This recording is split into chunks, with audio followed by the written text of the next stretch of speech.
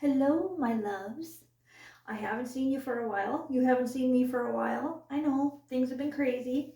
Um, I decided that I wanted to do a series with serial killers. Not that I'm obsessed with serial killers, but if you're a horror freak like I am, you kind of have like just this interest in them. Not that we condone anything that they do. Just have to say that because it's fucked up. First and foremost, it's fucked up. But we're going to learn a little bit about them. And instead of doing the ones that are covered all over the media all the time, I decided to look for the 10 lesser known yet brutal serial killers. Probably ones that you haven't heard of. It is said by many that anyone who would take a life is undeserving of the life that they live. I actually agree with that. But what about those who would and do take the lives of many people? From a 19th century child murderer to a modern day necrophiliac, gross, this list looks at the 10 brutal serial killers who commonly go unnoticed. The entries in this list are arranged in no particular order. Number 10, Luis Alfredo Garavito. With 138 proven child murders behind him, and with a suspected total of at least 400. Apparently, this is all this guy was doing, was killing children. Luis Alfredo Garavito could by no means be left off of this list. According to a map on which Mr. Garavito indicated the locations of the remains of his victims could easily exceed 300 in number. Previously a victim of sexual abuse himself, he would capture, torture, and rape boys between the ages of 8 and 16 years old, eventually ending their suffering by cutting their throats. Due to a twisted Colombian judicial system, Lewis will be eligible for release in the near future. Lewis was born in 1957. I suck at math. I don't know how fucking old he is. You could probably figure it out. It's 2023, whatever. This guy should have been put to death, you know? And maybe that's not how you feel about it, but you know I'm right. He should have been put to death. That's disgusting. Number 9, Sirhi Tikai. I butchered that name, I'm pretty sure. Was born in 1952.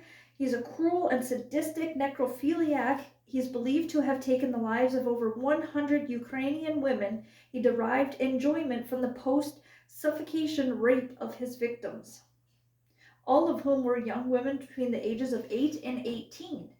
To add insult to injury, Takaf himself worked as a criminal investigator for the police. Now that is fucked up. He was basically hiding in plain sight. Disgusting. Despite a potential loss of faith in the authorities, Ukrainians can find solace in his life imprisonment. He's another one. Should have been done. You canceled, bitch. Bye. It's gross. Ahmad Surardi. And I'm probably butchering the hell out of these names because most of these people aren't even from our country. He was born in 1949 and died in 2008. He was a serial killer from Indonesia responsible for the ritual murders of 42 young females. He maintained that his father's ghost visited him in a dream and told him to kill 70 women and drink their saliva. Yeah, saliva. In order to become a mystic healer.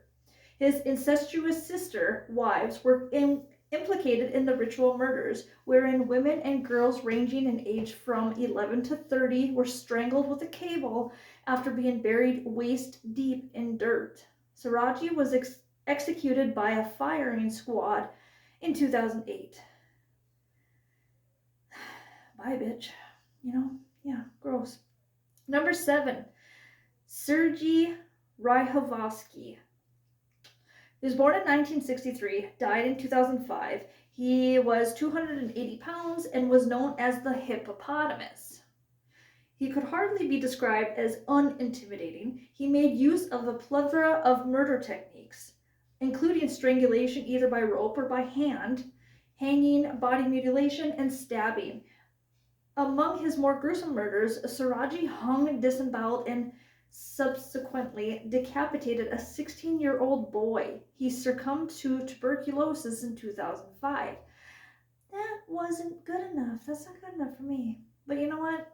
If you believe in an afterlife, he's suffering now, as he should be. Number 6, Alexander Pichushkin. He was born in 1974. He's known by the seemingly bizarre name, the Chessboard Killer.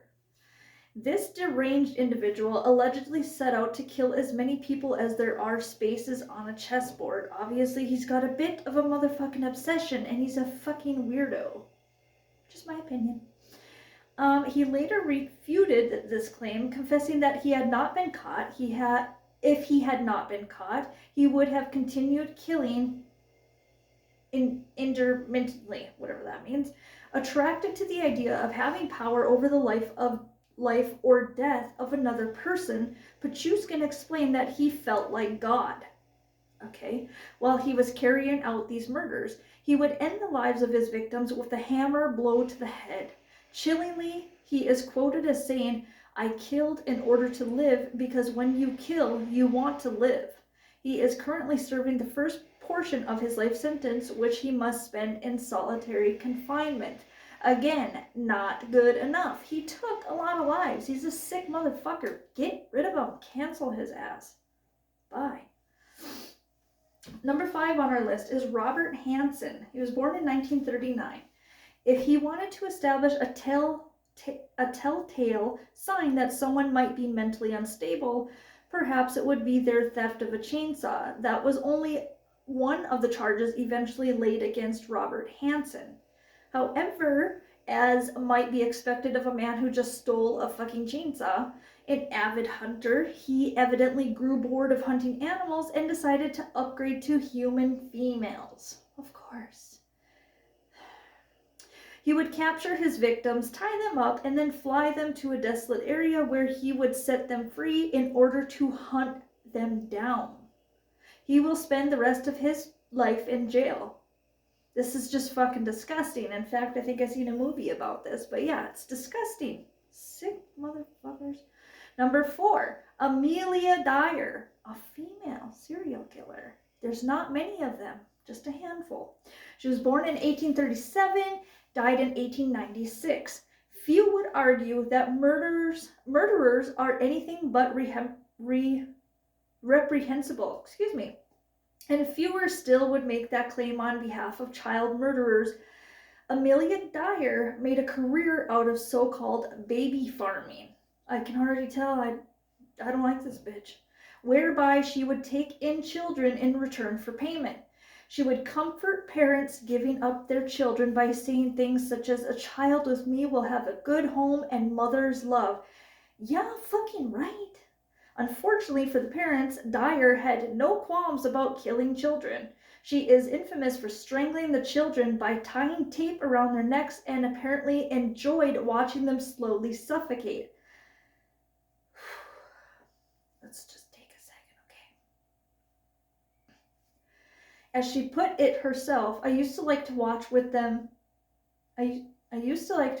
with the tape around their neck, but it was soon all over with them. Her murder spree was put to an end with her execution in 1896. Bye, bitch. Yeah, definitely canceled. Get the fuck out of here. It's disgusting. Especially child killers. I just don't get it. I don't fucking get it. I never will. Number 3, Henry Desire Landru. He was born in 1869 and he died in 1922. Now this motherfucker looks really scary. The picture of him is like, whew. There is something particularly cruel about using the longing for love as means of finding new victims to murder. Taking advantage of the personal section of a local French newspaper, Henry lured in women under the pretense of starting a relationship. Once he managed to secure their trust so thoroughly as to gain access to their finances, he would promptly kill them and dispose of their bodies by burning them in his oven. This destruction of bodily evidence allowed him to evade police for a long time, though eventually he was caught and deservedly executed. Number 2, Dagmar Overby, also female, 1887 to 1929. Dagmar worked as a child caretaker. Oh my god, not another one of these bitches. Much like Amelia Dyer, and like her, she was a despicable murderer of children. Not only did she like to strangle children, but also to drown them or to burn them alive in her masonry heater. She evidently felt no affinity for her own kin, as she even killed her own child. My god. Perhaps she is the best example on this list of the serial killer's utter depravity. I don't know. Despite being initially sentenced to death penalty, Danish authorities, okay, she was Danish. Danish authorities downgraded her punishment to life imprisonment. She died at the age of 42 in prison. I hope she was tortured. I really do. Number 1 on our list of serial killers that are less known, Wesley Allen Dodd. He was born in 1961 and died in 1993. Wesley began his criminal career as a teenager. He would sexually molest children, some of them as young as 2 years old. That is fucking disgusting. Apparently, he had fantasies of cannibalizing the genitals of these children whose lives he took. This is just terrible. A homemade torture rack was among the items found at his home. Though thankfully he was arrested before it could be put to use, instead of attempting to escape the death penalty, Dodd actively embraced it, stating that he must be executed before he has the opportunity to escape or kill someone within the prison system. If set free, he declared, then he would continue killing and raping children. Eventually, his wish was granted. He was executed by hanging in 1993. At least the motherfucker was honest and knew that he needed to be taken out of this world because he's a total piece of shit. Yeah. So, tonight's episode was a little fucked up. I wish I had some humor for you to lighten it. Yeah, maybe next time. So that was 10 serial killers that are less known. And I only actually knew about, I think, one of them. It was one of the guys from a different country at the beginning. I had read a little bit about him. So I want to do the serial killer series. And those were the lesser known ones. I really want to get into, we are going to be doing, more of the ones that are well known, like Richard Ramirez, Jeffrey Dahmer, Ted Bundy, we'll be doing more of those, and I'm hoping that I'll be able to find a little bit of information that's not as well known for those ones, because a lot of us do know so many things about them because they've just been drowned out in the media this whole time. But I want to dig a little deeper and find maybe some facts that we didn't know that well. Maybe more about how they actually were, prior to killing or whatever. Some actual personal facts. Yeah. So, let me know in the comments below what serial killer you would actually like to learn more about, and I will put him or her on the list. We only have a handful of female serial killers, so they obviously do kind of catch my attention a little bit more, just because it's more rare to have a serial killer. I'm fascinated by H.H. Holmes, which is one of our first serial killers. I know quite a bit about him. Yeah. So yeah, put in the comments which serial killers you'd like to know about, and that's what we're going to start our little series here with the serial killers, and we'll just go through the list. All right, so it's Sunday night. My girls dyed my hair last night. Turned out very red, and I absolutely love it. It's actually called Intense Fiery Red, and you should see it when I go outside. I mean, my scalp's still a little bit red, but if I go outside in the light, holy shit, it's like I'm on fire. It's beautiful. I like red. I like red a lot. My kids are like, aren't you ever going to do something different? Do a brown, do a purple, do this, do that. I'm a redhead. I was a strawberry blonde when I was a little girl, and I really like red. I'm just a redhead. Call me Ginger. I like it. Or Jessica Rabbit, because most people call me Jessica Rabbit. Yeah. So I have Fredward here, and this little guy, his name is Boris. My best friend Plaxton helped me name him after Boris Karloff, which is awesome. He said that name, and I was like, yes, good. I like it. We'll go with it.